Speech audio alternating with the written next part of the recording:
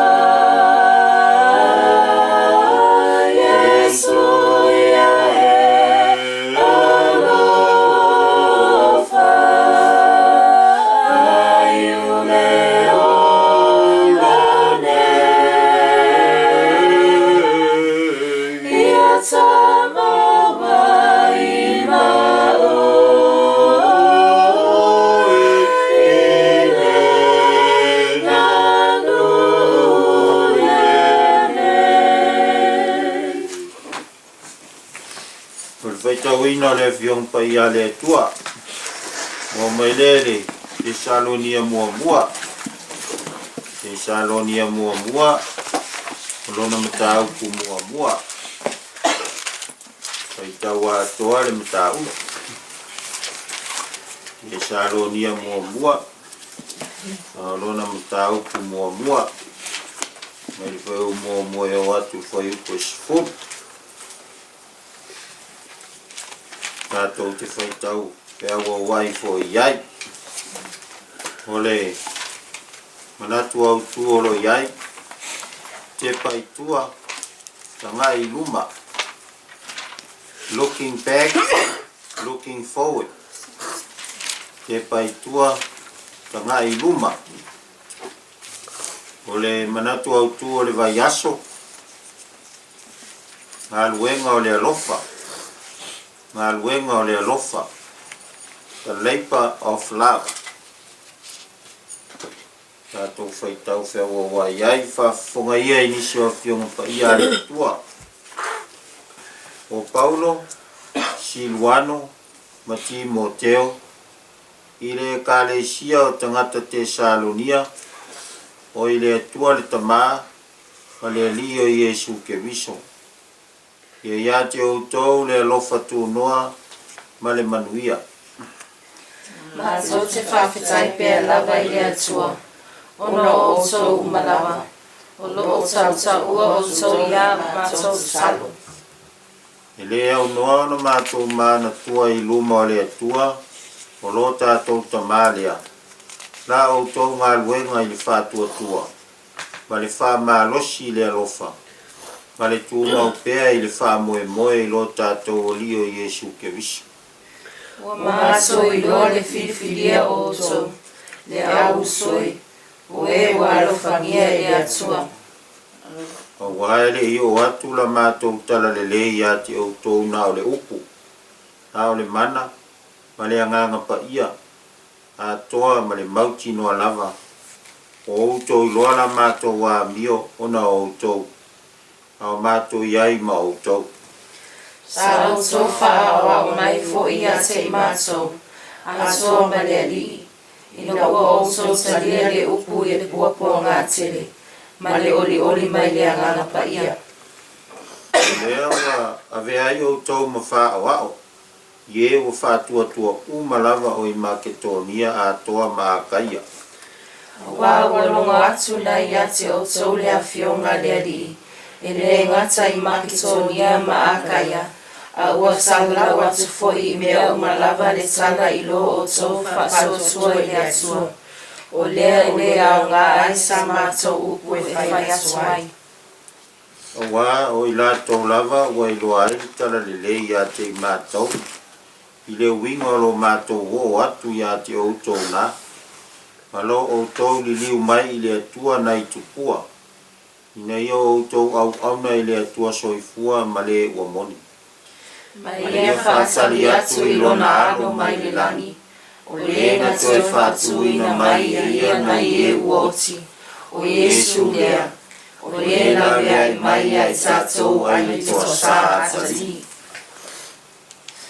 E whamania mai le atua i le tātou whaitau mu whalongolongo i ana whionga. I tū maua te pealo na lava vi inga nei māsou malawa e o i whāwawau.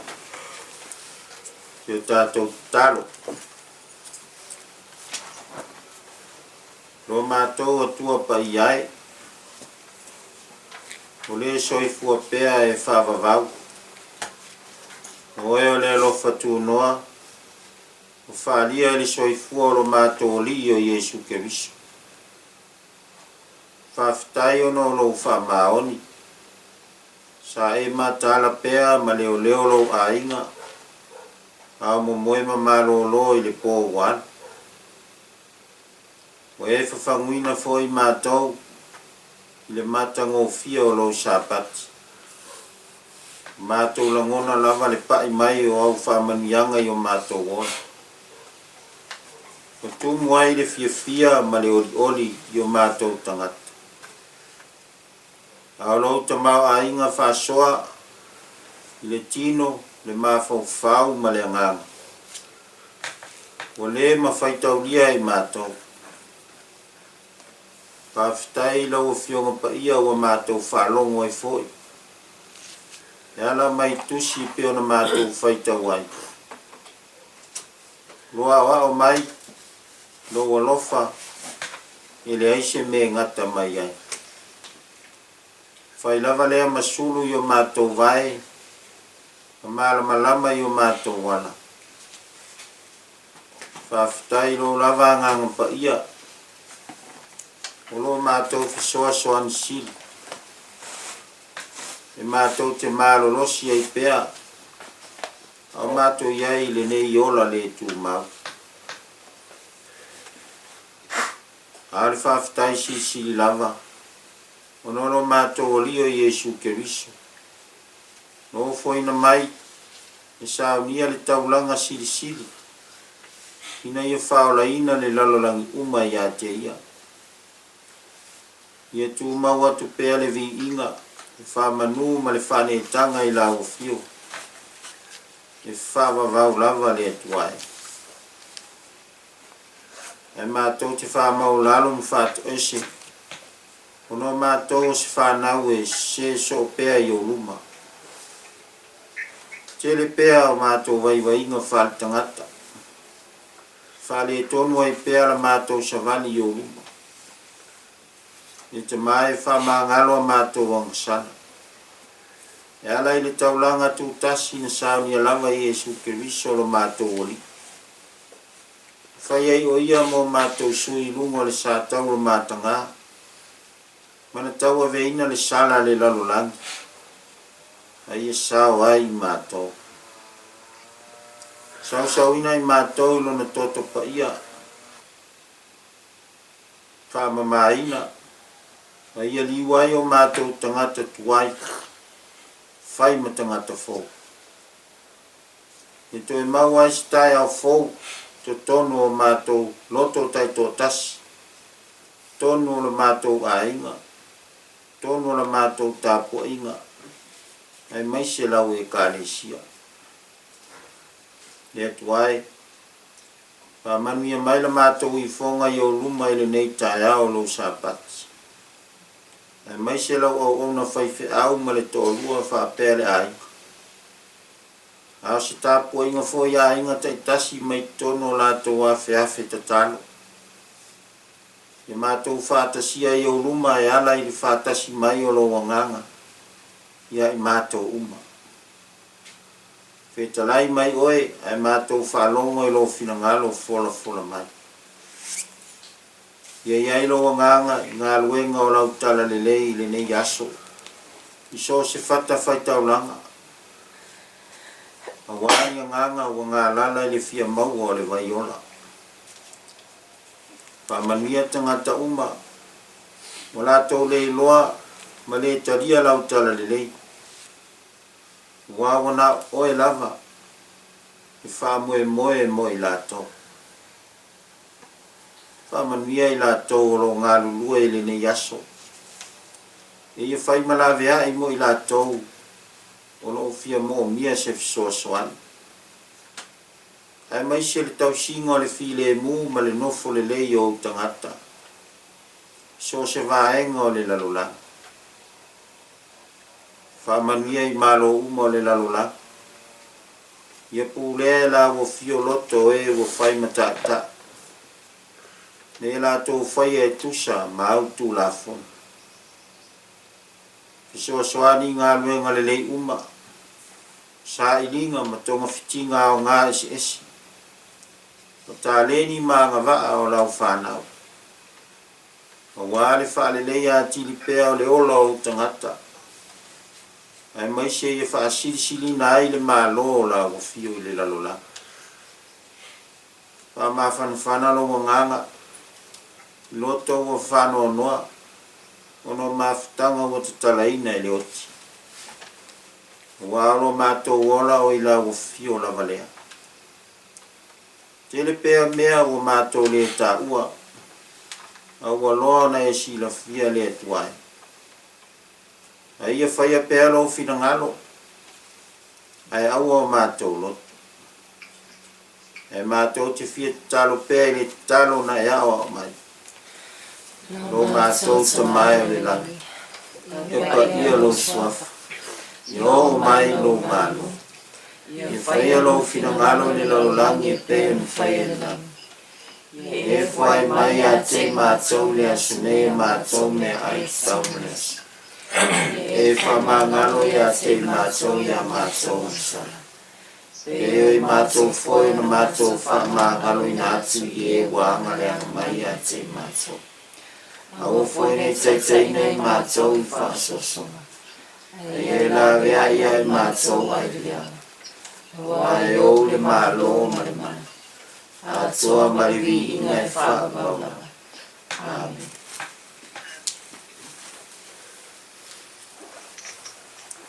O sina mawhauwhonga wharea nganga e. Ta iala I fōi tātou a iwa. Nei fōi a sa. Peo na tātou whaitau e le tusi na tātou whaitau ina. Te salonia tau mua mua. Alu foi o mua mua o se fulu.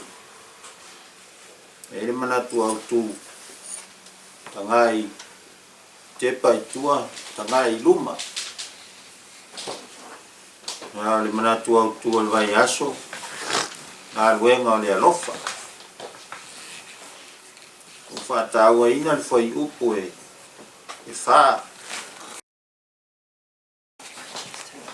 whapea o mātou loa le whiwhiria o tau au soe o e wālo whangia e le atua mātou loa le whiwhiria o tau le au soe o e wālo whangia e le atua e mālo whātaua ina whoia lanu o e o le lanu pai pai auro taua ina e le nei vai aso kum whaen whamtala ina le lanu pai pai auro whamatala e le whamoe moe o le oli oli o le oli oli sau mai le loto whamatala ina ai lo whatua tua li oli whamatala ina ai le whamoe moe whamatala ina ai le oli sa whamatala ina ai le alofa ia le tusi le tatou whaitau ai ni nei aso o le tusi na tusia pea ma le 20,000 talu ona ma vai le fioae o Iesu i le langa e tau ovo le aso Pentekosto e le ngatala o le ua o le eva na whaangasoro ngā luenga le au soo po le au apostolo ta ape atu inu ese e ale tala le lei ia Iesu ia ale foi e se foi le o mai o le tala le lei ma le filifilingo le apostolo Paulo wa le saulo lea taimi o avea ia mfarasaio mai na alui tamaseko e sai mai tangata ke usiano ma tangata le loto ave whawhalipui ma whaasara ai te ua tai e le malama o ke wiso ia ma liua e loo ia e whai ma Paulo ma vea ai o ia ma apostolo wana filifilia a Iesu Paulo ma whape atu o filifilia oe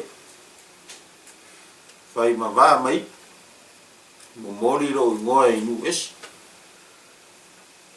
ia lela i ele taimi leo ngā lue ngā Paulo whai mai sāli liuina ai loa Iesu whai ma apostolo suia lo na ingoa ia Paulo au te Salonia la o le ai longa i Makedonia i ona po a tatou vavai whawhanua la langi temine o la ia ia le nuu leo te Salonia e lunga e te isi o le ai leo Greece o le atunu leo Greece e po e leni fo i tau whai ona po ya pe mai o te Salonia na whatua e Paulo leisi e Kalesia wasa e nei tangata i utaia sa tonu ia Iesu sa nofo ai ia mare to tele o tangata o lea atunu o lea ai tonu tala ia Iesu ia ona whatuina le Paulo le Kalesia i lea ai o li liu e se mai ei tangata me o la tua whapau pau e ta pua i le tua mon peita isa la matia pe le ola apostolo inicio i utaia e le talitonu tala le ia Iesu e fa malita la na tolu a asona ne ei Paulo te Salonia ia e toyo ese Paulo masila e sala tolua mai te Tesalonia ma ngai foloi i Korinito le po sia aile to tono le malore o kuis o elen pa fono fa ingoino atenai walua ngai eile sola nga Paulo ai tu wai Timoteo lona tali fale ngai fa wau per ngalwen ma wa tu wai le kalesia i Tesalonia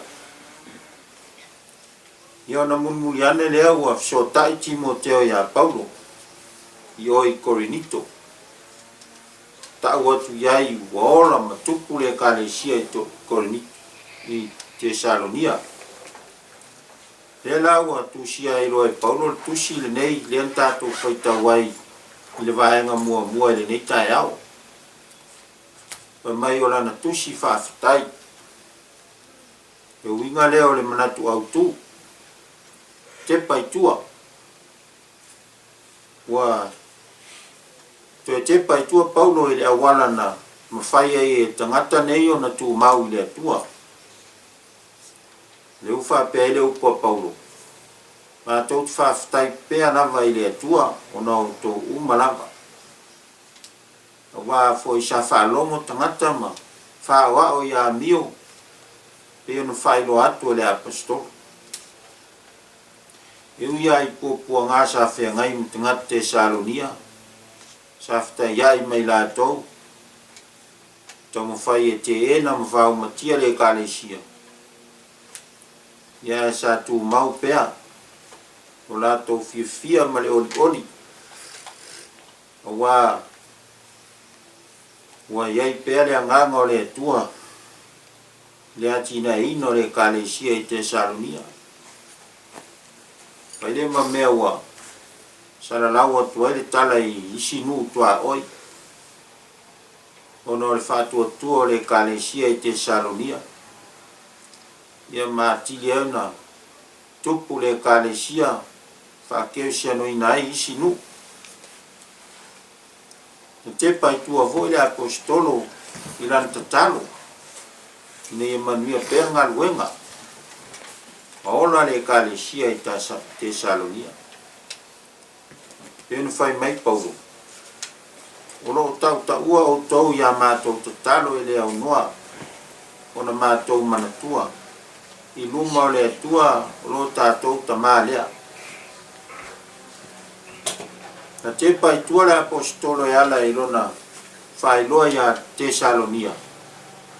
E mafuanga lo lātou ngā lulue i le whātua tua ma le wha malolosi. I le alofa ma le tū maupea i wha moe moe. Ono Yesu ke viso lava lo lātou wali. Na te pai tua le apostolo me tau atu foi ia lātou loa ua filifilia i lātou e le atua wa walofangia i lātou e le atua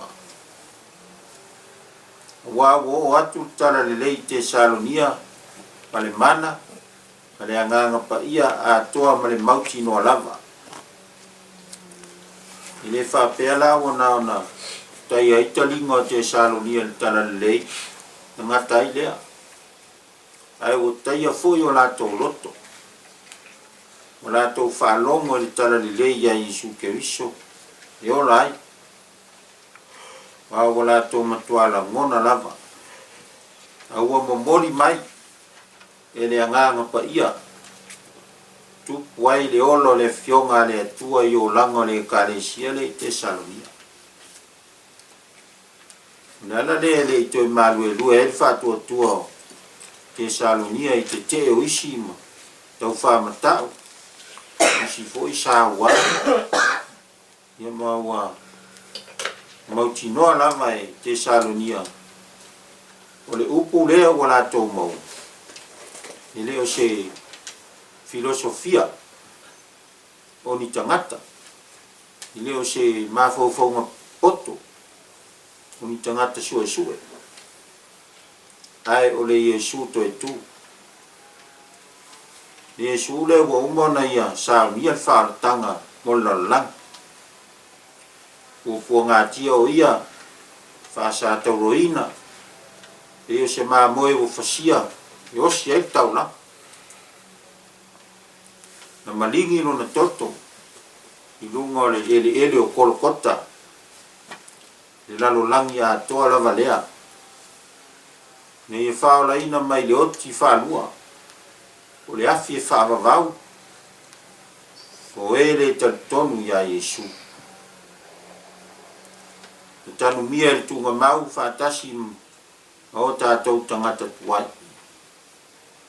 Ena toi whaatuina i le aso tolu. Ena sa tātou whamana tuina i nei aso tuana. Ua tātou toi tu whaatasi ai le ola e whaavavau. Ana leo le marosi. O le fina finau. Ma le tūtū mau. O le kālesia i te Salonia. Ono le tala lea. O la tō maua. Pau ala le ngā luenga. Tau nu whaia. O le talia. Talia. Le taulanga lea na whaia i Yesu. I leo si taulanga i le maunga o olive.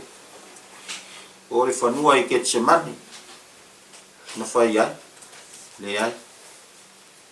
O le whanua o kolokota. Na whaatu ai le sa tauro. Na te tū iai o iai whao.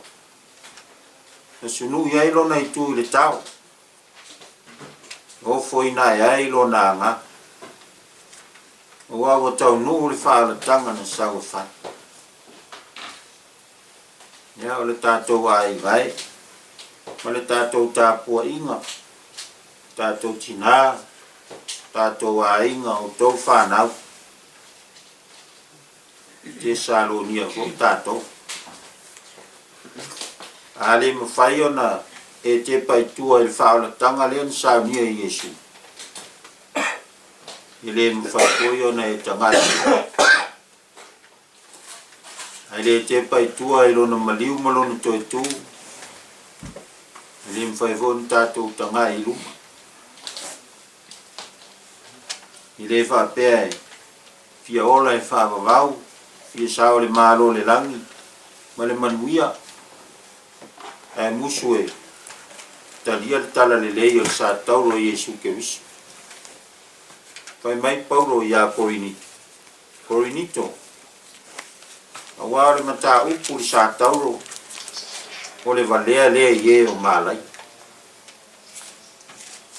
O le mata upu le sa tauro o le valea lea ie o malai. Le ale ui. A te ena le sa tauro o Yesu tātou malai. Tātou le talia le sa tauro ma le whaalatanga sa lia Yesu. Tātou te le maua. Le lumanai lea whaatatali mai mo tātou. Nā whetala iai Yesu a iai le lalolang. O se le avelo na sa tauro muli muli mai a tia. Le au ngā voi le a tia. Le au ngā. E se uinga. E a whai e te musu e avelo sa tauro. E ale sa tauro. Whai le fina ngalo le atua. Wa uma ngā luenga le lei mole. Mi ingo le atua. Tātou whai. Ni o foina lo tātou ona. Tau tuai le atua iso se mea lava. O le au ngā sā, o le whai au ngā sā. Le au whai pesi, po le alu le loto. O le whai o le teu, po le alawa. O le alo fatu isi tangata. O whai o le finangalo le atua. Sa tauro lava le nā. Le ua whamalosi foi e apostolo Paulo. Mo le tanga i luma. E mai Paulo ngalue ma le whatua tua. Whamalosi le alofa. Na tu mau pea i le whamoe mai. I whaia mea uma i le whatua tua.